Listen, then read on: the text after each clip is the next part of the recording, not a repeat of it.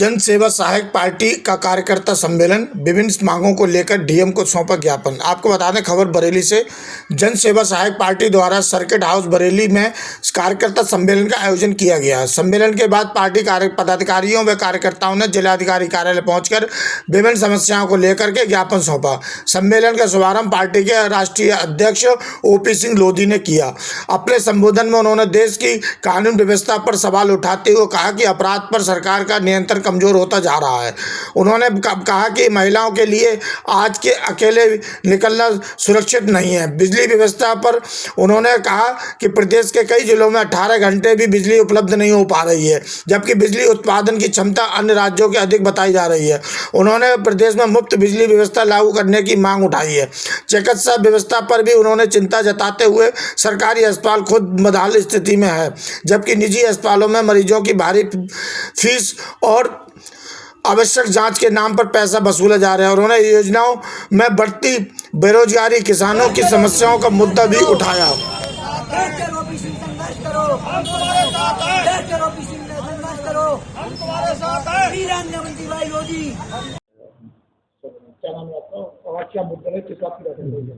मेरा नाम doctor OP Singh Lodhi नाम है, जन सेवा सहायक पार्टी राष्ट्रीय अध्यक्ष। आज जो हमने मीटिंग रखी गई है, समीक्षा बैठक, जिसमें कि देखिए कि जो बीजेपी सरकार और बड़ी सरकारें चल रही हैं वो गरीब आदमियों के लिए कोई भी देखभाल नहीं कर रही हैं। अगर हमारी पार्टी सत्ता में आती है तो घर हम तो बिजली फ्री कराएंगे। एक तो दूसरा, जो लड़का BA MA पास है उसे कम से कम 25,000 रुपये महीने प्रति महीना मिलने चाहिए, जिससे कि जब तक उससे जॉब ना मिले जब तक अपना गुजारा कैसे करेगा। युवा लोगों को जॉब ना मिलने के कारण लोग ज़्यादातर आत्महत्या कर रहे हैं, और पढ़ाई का स्तर सरकार ने इतना बुरा कर दिया है कि लोग पढ़ाई नहीं कर पाते। और रही बात दूसरी के अस्पतालों का, जैसे कि देखिए सरकारी अस्पतालों में तो आपको मेडिसिन ही नहीं मिलेगी, लाइन में लगते लगते आदमी परेशान हो जाता है और मेडिसिन नहीं मिलती है। प्राइवेट हॉस्पिटल वालों ने क्या कर रखा है, मान लीजिए अगर कोई पेशेंट गरीब आदमी है और उसकी तबीयत खराब हो जाती है तो प्राइवेट अस्पताल वाले कम से कम 500 रुपये का पर्चा बनाते हैं। उसके बाद में फिर उससे कहते हैं ये टेस्ट करा के लेकर आओ और वो टेस्ट करा के लेकर आओ, 1000 रुपये के लमसम टेस्ट करा देते हैं। फिर उसके बाद में फिर एक्सरे है और भी टेस्ट है, कराने के बाद में मान के चलिए जब वो मेडिसिन तक पहुंचता है लेने के लिए काउंटर पे, तो वो पैसे ही नहीं देते उस पर। मेडिसिन कहाँ से ले वो? ये सरकार को ये सोचना चाहिए कि हमारे हर डिस्ट्रिक्ट में अच्छे हॉस्पिटल होने चाहिए और मेडिसिन पूरी होनी चाहिए, जिससे कि कोई भी पेशेंट बाहर नहीं जाए। प्राइवेट डॉक्टरों ने अपनी मनमानी कर रखी है, जितना बिल बना रहा है कि गरीब आदमी दम तोड़ जाता है कि वहाँ तक पहुँच नहीं पाता। सिलेंडर भी गरीब सिलेंडर जो है 60 रुपये बढ़ रहे हैं। जी। आप कानून व्यवस्था जाइए, घरेलू सिलेंडर है 60-70 रुपये उन्होंने बढ़ा दिए, कैसे वो होगा? आदमी की आजकल कमाई इतनी है नहीं और घरेलू खर्चे बहुत बढ़ रहा है। सरकारी स्कूलों में व्यवस्था नहीं है बच्चों को पढ़ा पाए, प्राइवेट स्कूलों की फीस बहुत है। तो जन सेवा सहायक पार्टी चाहती है, अब जैसे कि हमारे मजदूर भाई हैं, मान लीजिए मेरे पास 10 एकड़ ज़मीन है तो मुझे तो 2000 रुपये दे रहे हो, लेकिन जिसके पास ज़मीन नहीं है उसे कुछ नहीं मिल रही। सरकार दे रही है, क्या दे रही है? लॉलीपॉप देती है, 5 किलो गेहूँ, 10 किलो चावल, आटा। अरे वो हमारा ही तो माल है, हमें दे देते हो वापसी तुम लोग। अब जैसे जिन लोगों के पास ज़मीन नहीं है उन लोगों के लिए भी कुछ ना कुछ कम से कम 10,000 महीने होना चाहिए हर सरकार में। अच्छा ये बताइए, जब पंजाब में और प्रदेशों में बिजली फ्री है तो उत्तर प्रदेश में बिजली फ्री क्यों नहीं है? घरेलू फ्री बिजली होनी चाहिए जरूरी। और हमारी मेन मांग यही है कि युवा लोगों को आगे बढ़ाइए और पढ़ाइए, और पढ़ने के बाद में उन्हें जॉब दीजिए। अगर वो जॉब नहीं दे पाएंगे तो हम लोग उनके लिए तैयार हैं और रोड पर उतरेंगे और उनके लिए यही कहेंगे भाई सरकार से आप जॉब दीजिए, जिससे कि आगे आने वाला भविष्य सही रहे। Thank you. क्या नाम सर आपका?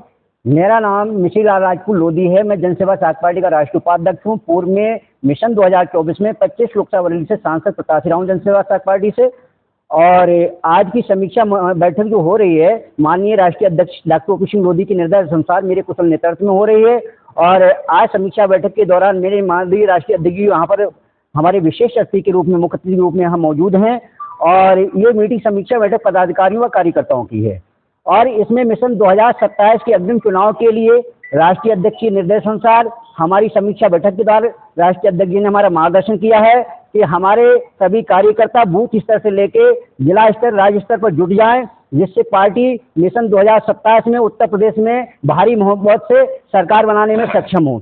दूसरा बात यह है, मैं 25 लोकसभा मिशन 2024 से सांसद प्रत्याशी होने के नाते यहाँ पर जो कानून व्यवस्था वो जीरो है, क्योंकि जो छोटी छोटी पार्टियां हैं उनके रजिस्ट्रेशनों में कोई कमी दिखाकर उनको निरस्त कर दिया जाता है। इसके लिए भी जनसेवा सहायक पार्टी पूरे भारत में जन आंदोलन चलाएगी। और दूसरी बात यह है, मैं इंडस्ट्रियल एरिया हमारा बरेली पड़ता है, हमारे बरेली में इंडस्ट्रियल एरिया परसा खेड़ा बहुतायत में कम से कम सैकड़ों फैक्ट्रियां हैं। दूसरा मुद्दा मैं यह उठाता हूँ इस समीक्षा बैठक के दौरान, उनमें जो हमारे मजदूर वर्ग के लोग काम करते हैं, जो अस्थायी मानदेय पे काम करते हैं, उनका मानदेय बहुत कम है। 180 रुपए से लेकर महिलाओं का व मजदूरों का 220-250 से आगे नहीं है, और वो भी टाइम के दौरान उनको वेतन नहीं मिलता है, और जब वेतन मिलता है तो अंधेरे में दिया जाता है, कोई ये रास्ते में लूट भी ले, समय से टाइम से वेतन नहीं दिया जाता। दूसरी बात, उसमें कटे फटे 10 के नोट दिए जाते हैं, जिनमें दुकानदार लेना बहुत मजबूर कर देते हैं, नहीं लेते हैं, तो उन मजदूरों को बहुत समस्याएं होती हैं। तो जन सेवा सहायक पार्टी समीक्षा बैठक के दौरान 25 लोकसभा बरेली का सांसद प्रत्याशी मिशन 2024 होने के नाते मैं ये मुद्दा जनहित में उठाता हूँ कि मजदूरों को समय से उनका वेतन दिया जाए और मार्च 200 और 250 से बढ़ा के 500 रुपये हो जाए। आज की महंगाई को देखते हुए 200-250 रुपये में उनका घर का खर्चा नहीं चल पाता है। इसलिए जन सेवा सहायक पार्टी आज इस समीक्षा बैठक के दौरान मीडिया से आग्रह करती है इस मुद्दे को उछालें और उनका मासिक वेतन बढ़ाया जाए, और मासिक जो मंथली मासिक वेतन है उसमें वृद्धि की जाए, दैनिक मजदूरी भत्ता भी बढ़ाया जाए, मजदूरी 250 से बढ़ के 500 रुपये कम से कम होनी चाहिए, और उनको जो कटे फटे नोट होते हैं उन पर अंकुश लगाए श्रम मंत्रालय भारत सरकार कि मजदूरों को उनको हित को ध्यान में रखते हुए समय से काम ले, समय से मजदूरी दे, कटे फटे 10 के नोट देना बंद करे। ये मेरा मुद्दा। तीसरा मुद्दा यह है कि हमारा बरेली चारों तरफ जो हमारे रेल स्टॉक हैं उन पर बहुत जाम लगता है। मैंने पिछली भी समीक्षा बैठक के दौरान भी मैंने मुद्दा उठाया था कि ओवरब्रिज बनाया जाए, जिससे जाम में फंसे लोगों को आने जाने में दिक्कत होती है। तमाम परीक्षार्थी समय से परीक्षा देने में नहीं पहुंच पाते हैं, तमाम अधिकारी अपने समय से अपने स्टाफ में नहीं पहुंच पाते हैं, और कभी चुनाव का भी समय होता है। तो मिशन 2000 में मेरी भी गाड़ी फंसी थी, जिससे 1 मिनट लेट होने के कारण मैं मीरगंज से विधानसभा लड़ना मुझे भारी पड़ गया। तो इस प्रकार से अब रही चिकित्सा की बात। चिकित्सा की बात यह है कि हमारी भारत सरकार व यूपी सरकार ने मिलकर आयुष्मान कार्ड तो बना दिए हैं, लेकिन उसमें MRI जांचें सम्मिलित नहीं की हैं, दवाएं सम्मिलित नहीं की हैं। अब एक गरीब व्यक्ति उसको बहुत खुश होता है 5 लाख का इलाज सरकार से मिल जाएगा। जब वो उस आयुष्मान कार्ड को लेके जाता है अधिकारी के पास में, डॉक्टर के पास में, तो उनसे जांचों का पैसा पहले जमा करने को कहा जाता है। गरीब के पास में 500 रुपये जेब में नहीं है तो 20 लाख की MRI क्या हुए। तो भारत को मैंने पहले भी मुद्दा उठाया था कि 75 साल आजाद लगभग होते हुए हो गए, तमाम सरकारें बनी, लेकिन भारतीय जनता पार्टी ने स्वास्थ्य के लिए कहा कोई गरीब बगैर इलाज के नहीं मरेगा।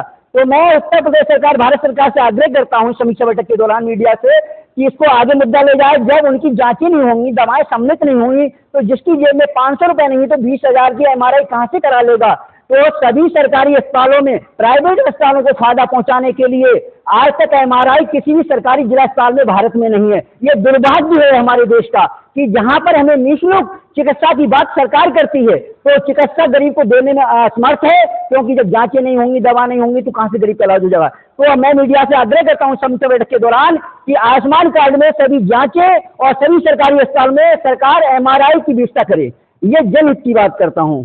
धन्यवाद। जय हिंद, जय भारत। और चौथी बात, एक मुद्दा मेरा और विशेष रह गया है। यहाँ पर जिला बरेली में पुलिस की जो कार्यप्रणाली है वो बिल्कुल न्यायपूर्ण नहीं है। सत्ताधारी पार्टी के नेताओं के आधार पर आतंकवाद बढ़ाने वाले, डकैती, लूटपाट, मर्डर करने वालों को बचाया जाता है, निर्दोष लोगों को, गरीबों को जेल भेजकर उनका जीवन खराब किया जाता है। ये कई बार मैं मुद्दा उठा चुका हूं। ये थाना साई बरेली जिला में नंबर 1 पे है। वहां पुलिसकर्मी रक्षक नहीं भक्षक है, ये मैं चैलेंज से कहता हूं, और मेरे पास प्रूफ है किस प्रकार से वो न्यायप्रिय नहीं है। वो केवल दलाली लेकर निर्दोषों को दोषी बनाते हैं और दोषियों को बचाते हैं। दलाल थाना साई में इस प्रकार से पुलिस, दरोगा, सिपाही सभी इसमें भ्रष्टाचार की ओर हैं। और मैं सीधे सीधे, मेरे पास नाम भी है, आगे समय आने पर बताऊंगा। तो थाना साई पुलिस को सीबीआई जांच के द्वारा देखा जाए कि ये वास्तविक ये हमारी जनसेवा सहायक पार्टी कह रही है सत्य या असत्य, उन्हें जरूर दोषी में कहीं ना कहीं पकड़ में आ जाएगा कि थाना साहिब के पुलिसकर्मी किस प्रकार से निर्दोषों पर अपना बर्ताव करते हैं। क्योंकि मैं खुद भुक्तभोगी हूँ, मुझे फंसाया गया और उसके बाद मेरी गाय मारी गई, रपट नहीं लिखी गई, मेरी फसल को चुंगाया गया, रपट नहीं लिखी गई और बस फर्जी रिपोर्ट लगा के शासन को भेज दी जाती है। पुलिस अधिकारी भी फोन नहीं उठाते हैं जनसेवा साथ पार्टी के। तो मैं आगे मीडिया से आग्रह करता हूं कि सभी पार्टियां चुनाव आयोग से जब रजिस्टर्ड हैं सभी पार्टियों के अधिकारियों को फोन उठाना चाहिए, उनसे वार्ता करना चाहिए। ये भी पुलिसकर्मी आपके सत्ते में नहीं आए तो जनसेवा साथ पार्टी सर्किट हाउस के माध्यम से समीक्षा बैठक हमारे राष्ट्रीय मोदी में यहाँ पर यह घोषणा करता हूँ, यदि ये पुलिसकर्मी यदि अपने निष्क्रिय रहे और सक्रिय नहीं है न्याय दिलाने में किसी भी जनसेवा साथ पार्टी कार्यकर्ता को उत्पीड़न हुआ तो जनसेवा साथ पार्टी के राष्ट्रीय उपाध्यक्ष मिश्री लाल राजपूत लोधी या घोषणा करते हैं कि सबसे पहले हथकड़ी करने को स्वयं तैयार है और भारत में ऐसा जन आंदोलन चलाएंगे कि उत्तर प्रदेश सरकार भारत सरकार के चकनाचूर हो जाएंगे, जो संभाल नहीं पाएगी। आने वाला समय जनसेवा साथ पार्टी का है। मिशन 2027 में उत्तर प्रदेश में जनसेवा साथ पार्टी की सरकार बनाकर दिखाएंगे और भारत में भी डॉक्टर ओपी सिंह लोधी को प्रधानमंत्री बनाकर 2029 में तब्दील कर दिखाएंगे। जय हिंद, जय भारत।